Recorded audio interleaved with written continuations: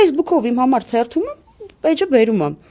Առաջին տիկինը հավաքում է ջոկատ, որպեսզի գնան պատերազմ։ Առաջ տիկինը ջոկատ, լավ, օքեյ։ Համարա գրած, զանգում եմ։ Որտեվ մինչև այդ ինչքան տեղեր կար հնարավոր, գրել ենք, դիմում ենք գրել, գնացել ենք, ամեն ինչ արել ենք։ Զանգում եմ, աղջիկա վերցնում, բարև ձեզ, ասում եմ բարև ձեզ, կարդացել եմ, ուզում եմ միանալ։ Հա, օքեյ, վաղը ժամը 10-ին եկեք,